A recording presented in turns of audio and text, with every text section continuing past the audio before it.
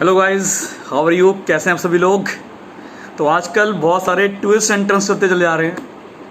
रोज़ daily new updates आ रहे हैं और बहुत सारे टीचर्स को अभी फील हो रहा है कि अब वो टीचर्स कम रह गए हैं और न्यूज़ एंकर्स ज़्यादा बनते जा रहे हैं। पर दोस्तों, आज के इस माहौल में आपको अपडेट रहना बहुत ज़रूरी है, आपका अपडेशन करना बहुत ज़रूरी है, आपको इन्फॉर्मेशन देना बहुत ज़रूरी है, क्योंकि बहुत सारे बच्चे, बहुत सारे स्टूडेंट्स ऐसे हैं जो बहुत ही ज़्यादा डिप्रेस्ड भी हो गए हैं और बहुत सारे बच्चे ऐसे भी हैं जो बहुत ज़्यादा खुश भी हो रहे हैं। डिप्रेस वो बच्चे हो रहे हैं जिनकी तैयारी पूरी तरह से है और उनको लगता है यार एग्ज़ाम आ ही नहीं रहा हो। जितना एग्ज़ाम की तरफ दौड़ रहे हैं उतना एग्ज़ाम उनसे और आगे और आगे और आगे भागा जा रहा है। लेकिन बहुत सारे बच्चे खुश भी हैं, कह रहे और टाइम मिल गया, और टाइम मिल गया, और टाइम मिल गया। बेटा, पहली बात तो ये है, किसी भी एग्ज़ाम की तैयारी जो होती है ना, हम जो भी किसी एग्ज़ाम की प्रिपरेशन करते हैं, वो एक एग्ज़ाम की प्रिपरेशन द्रौपदी की साड़ी की तरह होती है भाई। जैसे द्रौपदी की साड़ी कभी ख़त्म नहीं होती, उस तरह से एग्ज़ाम की तैयारी भी कभी ख़त्म नहीं होती। आपको कितना भी टाइम दे दो, आपको टाइम कम ही लगेगा भाई। तो चलो आज की हम बात करते हैं, अपने लेटेस्ट इन्फॉर्मेशन के बारे में बात करते हैं। तो आज जो अपना HRD मंत्रालय है, उसमें जो अपने मंत्री साहब हैं जिनका नाम है श्री रमेश पोखरियाल निशंक, उन्होंने एक पैनल बनाया है और उस पैनल के अंदर बहुत सारे स्पेशलिस्ट रखे गए हैं। जैसे कि उसके अंदर जो अपना NTA है, उनके DG साहब हैं और भी बहुत सारे स्पेशलिस्ट हैं। और उनको बोला गया है कि आजकल जो प्रॉब्लम्स चल रही है, जो लगातार कोरोना के शिकार बढ़ते जा रहे हैं, कोरोना वायरस डेली फैलता जा रहा है, एक महामारी की तरह फैलता जा रहा है। और अगर आज की बेटे कंडीशन की बात करें तो अगले 24 घंटे के अंदर 18,653 से ज़्यादा केसेस आए हैं और अगले 24 घंटों के अंदर 507 लोग 507 पर्सन्स की डेथ भी हुई है जी। इस समय इंडिया की हालत बहुत ख़राब चल रही है, क्योंकि लगभग 6 लाख की तरफ केसेस बढ़ रहे हैं हमारे। और इतने केसेस इतनी स्पीड से बढ़ रहे हैं, इतनी स्पीड से बढ़ रहे हैं कि एक होता ना चेन रिएक्शन, आपने पढ़ा होगा रीनियम से 1 से 3, 3 से 9, 9 से 81, बिल्कुल उसी रेट से बढ़ते चले जा रहे हैं जी। और बहुत सारे बच्चे जो एग्ज़ाम देने वाले हैं, क्योंकि ये बिल्कुल सही है, इस समय सिचुएशन यही है कि बहुत सारे बच्चे जो एग्ज़ाम देने वाले हैं वो ऐसे जोन्स में रह रहे हैं जो रेड जोन के अंदर आते हैं। अब कई जगह लॉकडाउन को बढ़ा दिया गया है, जैसे कि आपको पता हुआ वेस्ट बंगाल में लॉकडाउन को बढ़ा दिया गया है, आसाम में लॉकडाउन को बढ़ा दिया गया है। मुंबई की हालत इतनी ख़राब है कि लोग बाहर निकलने से पहले कोरोना ग्रस्त हो जाते हैं जी।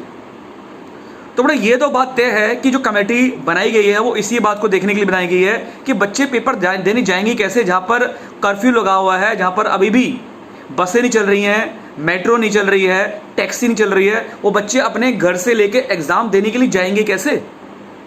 बहुत सारी प्रॉब्लम्स हैं। और बहुत सारे बच्चे तो ऐसे होंगे जो जिस यहाँ पर रहते हैं, हो सकता उनको खुद को भी कोरोना हो। अगर सपोज करो जो बच्चे एग्ज़ाम देने गए हैं उसमें से कुछ बच्चे भी कोरोना हुए, तो पूरा का पूरा स्कूल, पूरे के पूरे आसपास के लोग भी कोरोना से ग्रस्त हो जाएंगे। तो ये बात तो बच्चों तय है, आपको टेंशन लेने की जरूरत नहीं है कि आपका एग्ज़ाम पोस्टपोन हो जाएगा। इसलिए कमेटी बनाई गई आज। इस कमेटी को अपनी जो रिपोर्ट है वो कल सबमिट करनी है, ठीक है। और कल जो रिपोर्ट सबमिट करनी है तो कल पूरी की पूरी इंफॉर्मेशन आनी है कि भैया एग्ज़ाम कितना पोस्टपोन्ड हुआ। अब कितना पोस्टपोन्ड हुआ वो डिपेंड करता है कमेटी ने क्या सोचा है। जैसे कि अभी तो लगातार ये केसेस लगातार बढ़ते जा रहे हैं, ये केसेस कब तक और बढ़ते रहेंगे, इसका भी उनको एक बात सोचनी पड़ेगी।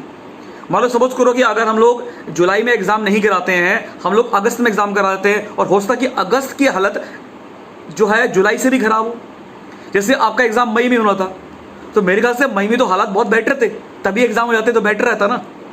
अब तो हालत बहुत ज़्यादा बुरे हो गए हैं। हो सकता है कि अगस्त की हालत इससे भी ज़्यादा बेकाबू में हो। तो सोचना पड़ेगा कि ये जो केसेस हैं वो डाउन कब आएंगे या बैलेंस कब होंगे जी। उस समय का वेट करके उसके अकॉर्डिंग डेट को फिक्स करना पड़ेगा। तो दोस्तों, बात अब पोस्टपोन्ड की नहीं है, ये मान के चलें कि आपका एग्ज़ाम पोस्टपोन्ड हो गया है।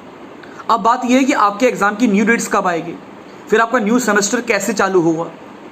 आजकल तो एक ही गाना गाने का मन करता है, इम्तिहान हो गई इंतज़ार की और आई ना कुछ खबर हमारे नीट के एग्ज़ाम की या JEE के एग्ज़ाम की।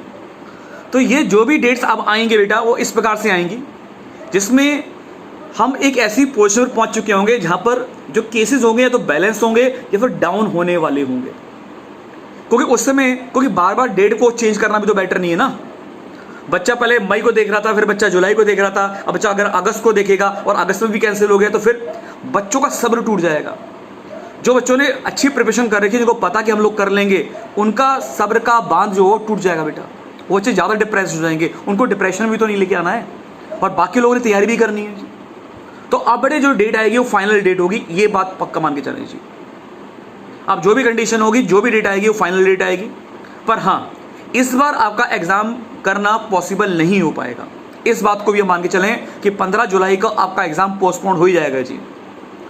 तो दोस्तों, जैसे कि इंडिया के बहुत सारे शहरों में हालत बहुत ख़राब है, जैसे महाराष्ट्र है, दिल्ली है, तमिलनाडु है, गुजरात है, यूपी है, राजस्थान है, वेस्ट बंगाल है, मध्य प्रदेश है, हरियाणा है, तेलंगाना है, झारखंड है, बहुत बहुत बुरे हालत हैं बेटा, बहुत बुरे हालत हैं जी। तो इन सभी को देखते हुए एग्ज़ाम तो पोस्टपोन हुआ, लेकिन अब बेटे आपने अपनी तैयारी पे फोकस करना है।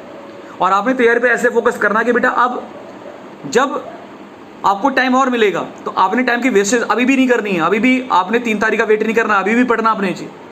और जब एग्जाम की डेट मिलेगी तो और बेटर तरीके से पढ़ना है। कोई जितना टाइम ज़्यादा मिलता रहेगा उतना कंपटीशन और टफ और टफ और टफ और टफ होता रहेगा जी। तो कंपटीशन टफ होगा, अच्छी बात है, लेकिन आपने तैयारी नहीं छोड़नी है बिल्कुल भी जी। ठीक है दोस्तों, और एक बात और, कल मैं आपके लिए एक सेशन लेके आ रहा हूँ जिसमें हम लोग पूरे का पूरा जितने भी हमारे फार्मूले हैं तो फार्मूलेज का मैराथन करेंगे, पूरी मैकेनिक्स का। देखो, पूरी फिजिक्स का एक साथ मैराथन करना पॉसिबल नहीं है, जो ऐसा करते हैं वो झूठ बोलते हैं भाई लोग। पूरी फिजिक्स का मैराथन करने में जो 2 साल के फार्मूले हैं वो 2 घंटे में 4 घंटे में कैसे करते हैं। तो मैं खाली पहले मैकेनिक्स का पार्ट लेके आऊँगा, क्योंकि इसको मैं पार्ट से में लेके आऊँगा तो आपको समझ भी तो आएगा। तो मैं जो पूरा मैराथन लेके आ रहा हूँ वो पार्ट से में लेके आ रहा हूँ भाई। एक साथ मैराथन कर दूंगा ना तो मैं भी समझाने लायक नहीं रहूँगा और आप भी समझने के लायक नहीं रहेंगे जी। ठीक है, तो इसको पार्ट में लेके आऊँगा। कल मैं पूरा मैकेनिक्स का मैराथन सेशन लेके आ रहा हूँ, आपने रेडी रहना है सुबह मॉर्निंग में 10 AM पर। ठीक है, तो दोस्तों पढ़ाई पर फोकस रखें।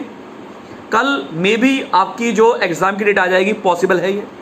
इन केस अगर 1% नहीं भी आती है तो टेंशन मत लें, आपका एग्जाम पोस्टपोन 100% होगा।